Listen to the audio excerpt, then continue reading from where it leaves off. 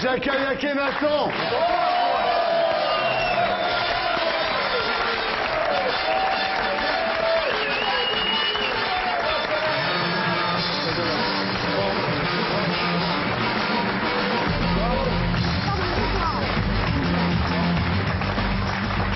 Akhenaton, bonsoir. Bonsoir.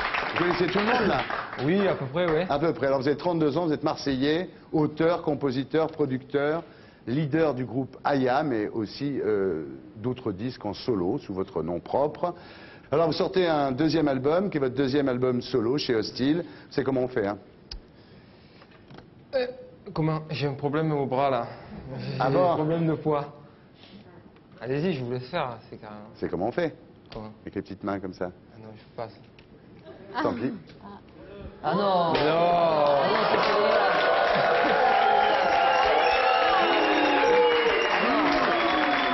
C'est la loi. Et tu sais pourquoi je le fais pas? Ouais. Et je suis un peu ton émission. Ouais. Je fais partie du comité avec Bafi. Ah, t'es bafiste, t'es je suis chémoniste et tout ça, ouais. Eh ouais, Ah, d'accord. on est ramifiés, on est Ah, d'accord. organisés. nous. C'est des réseaux dormants qui sont même à Marseille. Exactement, exactement. On est très organisés. J'ai le disque. Ah, ils sont tous d'accord. Tout est ça. Puis alors, 6 ans après Métèque et Mad, vous sortez un album qui s'appelle Sol Invictus. Le premier single, c'est Impression. C'est juste une impression. Voici la vérité, juste une impression. Crève les yeux, c'est juste une impression. Comme ça, ouais, c'est juste une impression. Et voilà ta petite s'annonce, ton temps te place. Faire pressurise l'industrie, c'est pas tant qu'on observe. Nouvelle ère, prêt, découvre la nouvelle art. Comme beaucoup pensent que c'est un bénéfice. Voilà, extrait de Sol Invictus, Impression, par Akhenaton. Alors, ça veut dire Sol Invictus, ça veut dire soleil invincible. Pourquoi ce symbole? C'est un symbole païen, non? C'est un symbole des Incas. C'est un symbole romain, mais en fait, c'est plus pour dire en fait un symbole païen qui est retourné pour être un symbole en fait de croyance. Le soleil est invincible. Le soleil est une création de Dieu. Dieu est invincible. Ouais. Voilà. Mais j'avais des fans, vous voyez. Mais est-ce que vous savez quand même qu'il y avait des SS qui défilaient sous ce symbole? Il y avait des SS qui défilaient sous ce symbole. Plus que ça, c'est un peu le côté obscur qu'il y a dans l'album que je décris dans un morceau qui s'appelle J'aime, puisqu'il y a un côté de Sol Invictus que je défends, un côté que je condamne. Ouais. Et dans des paroles de morceau qui s'appelle J'aime, je dis, mais à travers des pages, j'ai compris qu'un n'est pas trois. Soleil noir et Aïssa lui-même tourne le dos à la croix. Il faut... Ah, vous le savez, quoi. Voilà. Alors, il y a une vraie dichotomie entre le titre de l'album, Le Soleil Invincible, et puis le ton un petit peu nostalgique, presque désabusé des paroles, non? Oui, de la nostalgie, de l'amertume, nostalgie vis-à-vis de l'adolescence, amertume vis-à-vis de relations amicales ou de visions que j'ai sur le rap maintenant. Alors, quand vous étiez jeune, vous habitiez à Marseille, à Plan de Cuc, à la sortie de Marseille, avec votre mère qui vous a élevé, avec votre frère, Fabien, qui est devenu votre manager aujourd'hui.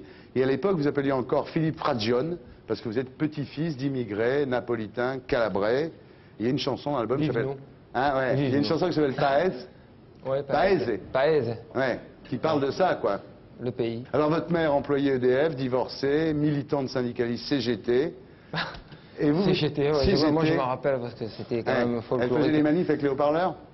Je pense qu'elle tenait pas le haut-parleur, mais elle a été pas mal saquée dans l'entreprise, enfin dans l'EDF, parce qu'elle a été militante. Je pense qu'elle a perdu ses illusions, je suis désolé, monsieur, avec le socialisme un peu qui a été une sorte de pantin maquillé de la gauche. Ouais. Je pensez que les pense... socialistes, ils finissent toujours par sauver la bourgeoisie, finalement. Exactement, je pense que... Vous n'avez rien à dire, vous? Si, j'ai plein de choses à dire. Profitez-en, il est là. Non. Non? Mais ça fait partie du débat public, non, mais je comprends, il y a je veux dire, l'histoire de la gauche, c'est pas que des triomphes, hein, c'est aussi des échecs et sans doute des souffrances pour des militants, je le comprends très bien. Votre mère, elle y croyait quand elle a vu arriver Mitterrand? Elle a sauté. Elle a sauté de sa chaise, la chaise est tombée, tout le monde chez moi a sauté. Je suis d'une famille rouge, moi, de A à Z, donc ils ont sauté. Ouais. Et maintenant, ils restent assis. Ils sont retombés depuis. Ils sont retombés depuis, Je pense qu'ils sont passés en dessous de la table. Ouais. Alors à l'école, vous dites j'étais un insoumis, c'est un terme très fort, c'est un terme qu'on emploie d'habitude pour l'armée, mais ça veut pas dire que vous étiez pas turbulent. Non, pas du tout. Je pense que j'étais plutôt insoumis dans ce qu'on nous obligeait à faire et qui me semblait injuste, du genre quand on nous a mis le mercredi après-midi avec des interros obligatoires, moi je suis allé à aucune parce que je jugeais que mercredi après-midi c'était pour nous reposer. Bien, alors vous avez eu 2 chocs culturels dans votre enfance. D'abord, quand votre mère vous achète une encyclopédie pour enfants vendue en porte-à-porte qui s'appelle Tout l'univers en 24 volumes.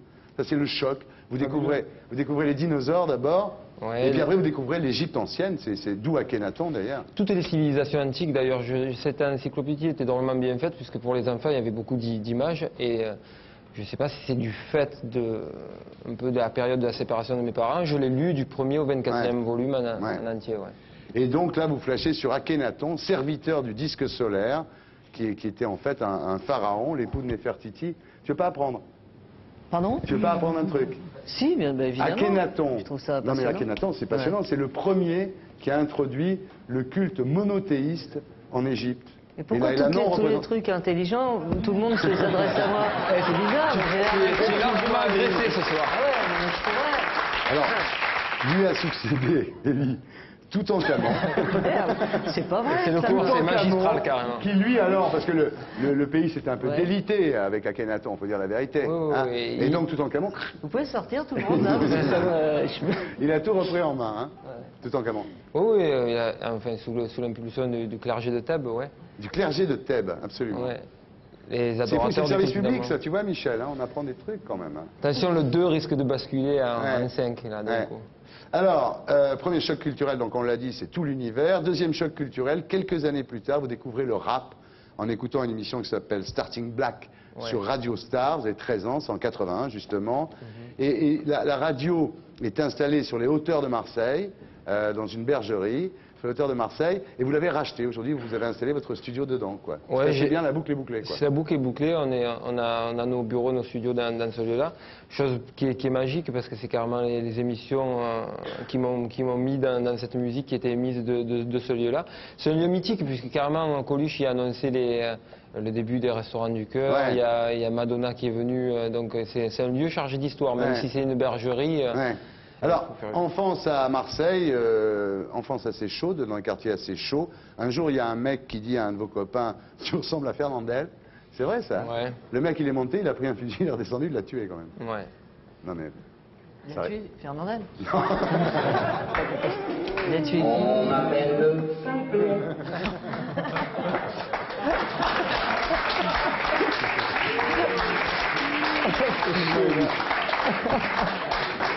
Non, mais c'est fou, le mec, il dit, tu ressembles à Fernandel. Il dit, quoi, je ressemble à Fernandel? Il dit rien, il va chercher le fusil. Mais Marseille, c'est allé en s'améliorant. Ah oui. Oui. Le Marseille de mes 12 ans, c'était plus agité que maintenant, ouais. Non, ça s'est calmé un peu. Bon, on peut y aller. On peut y aller, attention. Bon, alors là, vous partez à New York, vous partez à Brooklyn, dans la famille de votre père. Vous restez 2 ans et demi là-bas. Et là, c'est la découverte, effectivement, du hip-hop, du rap. C'était assez folklorique, on va dire. Et là-bas, vous avez été en contact avec tout ce que le hip-hop compte de... De l'époque, et surtout les artistes des années d'or du hip-hop, 86, 87, 88. Alors vous revenez un jour chez votre père, cette fois, qui est responsable informatique à la Sécurité sociale. Et au moment de passer le bac, il y a une anecdote là qui vous résume assez bien, Akhenaton. Au moment de passer le bac, vous êtes agacé d'attendre devant la porte de l'examinateur, et vous vous sauvez, vous avez joué au foot. Et quand vous racontez ça à votre père, il vous dit du monde devant la porte, ça en trouvera toute ta vie. Et vous dites, vous, suite à ça, cette réflexion m'a appris à pas vouloir passer devant les autres, mais à casser la porte. Je pense que quand on a fait du rap, quand on a fait cette musique-là, on a l'habitude de voir les portes se refermer devant soi. Et puis les portes, c'est pas un cliché, mais on a appris à les ouvrir tout seul. Et il y en a plusieurs qu'on a dû casser, et même toujours maintenant, puisqu'un artiste de rap doit lutter sans cesse contre ces clichés. Mais chaque fois, j'ai l'impression que chaque fois qu'on ressort quoi que ce soit, il faut tout réexpliquer. Mais c'est vrai. On ne capitalise pas. Quand on est un artiste de hip-hop, on ne capitalise pas sur une carrière. Vous passez le bac D en candidat libre, doc de biologie, et puis après, vous voulez être archéologue, évidemment, à cause de l'Égypte, vous êtes Indiana Jones. Mais vous dites, je me suis arrêté Alors ça c'est drôle, à la fac vous dites je me suis arrêté à la table des joueurs de cartes à la cafétéria quoi. Là, c'est très marseillais je trouve. Il y avait des magnifiques baby-foot et des très belles tables avec des très bons joueurs de belote contrée, donc ma carrière scolaire s'est arrêtée là. C'est arrêté là, voilà. Alors là votre père vous dit bah écoute si tu veux faire du rap tu te démerdes. Et d'ailleurs dans Sol Invictus il y a une chanson qui s'appelle Le Fiston. C'est un petit peu l'histoire d'un père qui a peur pour son fils. Et vous, aujourd'hui, ça va vous arriver parce que votre fils Yanis, quand il va avoir 15 ans, il faudra bien... Non, il va continuer ses études. Ça, c'est génial, tu vois. Ça, j'adore. Tu vas aller à l'école, oui. Non, il faudra, honnêtement, quand il est en âge de décider ce qu'il veut, il fera strictement ce qui lui plaît au niveau de sa carrière. Je pense que s'il ne part pas en vrille, comme on dit, tout va bien. Ouais. Après, s'il a des ambitions, moi, j'impose rien aux enfants, même sur un plan des croyances et tout ça, je serai vous assez êtes souple. un petit peu, il faut dire la vérité, vous êtes un petit peu parti en vrille après cette époque-là. C'est les années zone, les années un petit peu galères. Vous dites, elles m'ont abîmé de l'intérieur. J'ai perdu 5 ans de ma vie à rester assis, en insultant le monde entier, en croyant que c'était la faute des autres. Alors, été comme hiver, vous étiez au métro Vieux-Port. Résidence. Tellement vous étiez là, à cet endroit-là, qu'un jour, il y a la bonne femme de l'Office du tourisme, elle lui donne une boîte de chocolat, il se dit, putain, elle m'a pris pour un clochard. Et là, ça vous a fait réfléchir. C'était, je crois, le réveillon du jour de l'an, ouais. Là, j'ai dit, il faut faire quand même quelque chose, là. Ouais. Elle croit qu'on n'a pas de dessert. Voilà. La bonne femme, elle croit qu'on n'a pas de dessert, on va faire quelque chose. Et là, voilà, tout s'est mis en marche. Musique maestro.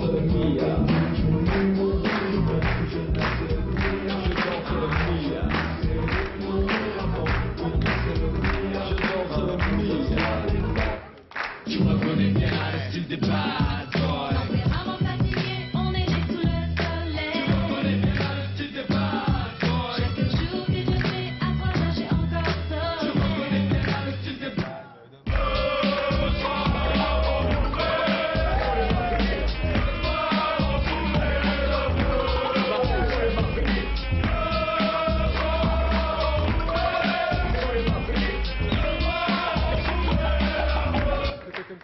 La vie est belle, le destin sans les cartes. Personne ne joue avec les mêmes cartes. Le père se lève le voile, multiples sont les routes qui dévoilent. Tant pis, on n'est pas né sous la même étoile.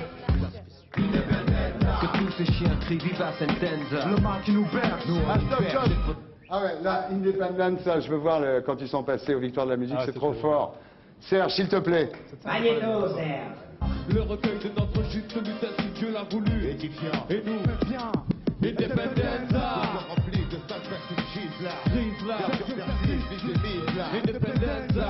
Ces chiens crient viva sentenza. Le mal qui nous berce, nous on y perd. C'est potenza. Independenza. Mike liberta, Mike liberta. Les mal faites. Et pour beaucoup, Independenza. Je te remplis de sacrifices là.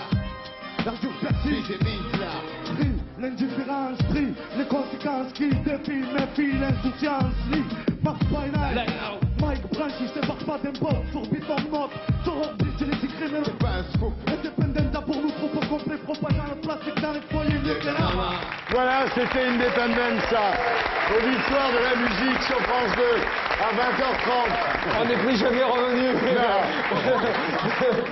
On n'est plus jamais revenu, hein, Oui, il c'était faut le coup dire que d'éclat. c'était bien. On continue, maestro. C'est noir, noir comme le château où flottent les tentards. Notre drapeau soit sûr, sous les feux, la vérité est masquée. Viens, bascule de notre côté obscur. D'une ronde,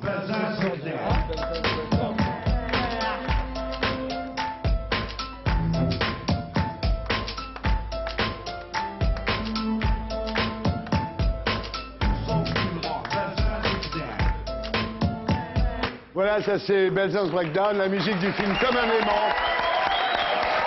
Chanson chantée par Bouga. Comme un aimant avec Titoff. Et aujourd'hui, si vous pouvez montrer le CD, c'est le moment. Aujourd'hui, c'est ça. C'est juste une impression. Voici la vérité, juste une impression. Crève les yeux, c'est juste une impression. Comme ça, c'est juste une impression. Bien, alors, vous êtes converti à l'islam. Ah oui, c'est bien ça. Hein. Vous êtes converti à l'islam en 92, peu avant votre mariage avec Aïcha. Pourquoi, tout simplement? Qu'est-ce que ça a de plus, l'islam, par rapport à Cato C'est une réforme L'islam est la dernière des religions, c'est la suite logique du judaïsme, du catholicisme, et l'islam est la réforme, puisqu'en fait, le dernier des prophètes, qui s'appelle Mohammed, est venu pour réformer la religion catholique. Ah bon? Pour nous, la différence se situe au simple fait que Jésus n'est pas mort sur la croix. Ouais. Voilà. Il n'a pas été crucifié, il a été substitué. Je veux bien que tu m'expliques là. Non, il a été substitué, il n'est pas mort sur la croix, il est mort selon nous en 70 en Égypte. Donc voilà. Vous vous plaignez beaucoup, hein, en France par exemple, vous dites un jour dans un train, vous allez gueuler contre le contrôleur parce qu'il n'y avait que des sandwichs au jambon par exemple. Vous dites dans un pays où il y a des juifs, où il y a des musulmans, c'est quand même un drame qu'il n'y ait que des sandwichs au jambon. Le train était bloqué depuis 12 heures et il prévoit des sandwichs pour les passagers. Et je dis, c'est quand même dramatique que dans un pays où il y a 10% ou 12% de gens qui ne mangent pas de porc, on prévoit que des sandwichs au jambon. Ouais. C'est ce genre de petits trucs qui relatent bien l'esprit de fond, qui est que dans les pays anglo-saxons, certes, le communautarisme n'est pas la solution idéale, mais nous, on n'a pas la bonne solution non plus. Je pense que la solution se trouve entre les deux. Et en fait, vous n'êtes pas pour l'intégration. Vous n'êtes pas pour l'intégration. Je suis contre l'intégration, et encore moins pour l'assimilation. Parce que ce qu'on veut en France, c'est faire une assimilation. C'est pas l'intégration qu'on veut. Mais c'est la République, ça, Jean Glavany. Hein, c'est-à-dire que c'est vrai que c'est un petit peu réducteur, la République. C'est-à-dire que tout le monde doit. Non, c'est pas réducteur. Bah, si, non. La République, c'est l'intégration, voire l'assimilation. Les lois de la République. Thierry en profite, hein, attention. Les lois de la République, elles ne sont pas réductrices ni oppressives, elles sont libératrices, au contraire, et protectrices. Et moi, autant je comprends la révolte contre. Je suis juste la révolte du train contre le sandwich au jambon. Donc j'avais cru comprendre qu'il y avait quand même un peu de révolte. Il y a un peu de révolte, oui. Autant je pense que c'est parce que notre République n'est pas encore assez laïque. Oui, exactement. Elle ne fait pas de la place à toutes les religions. Voilà. Voilà. Il a bien. Mais il faut le dire. Il a bien sauvé la République, là. Il faut le répéter.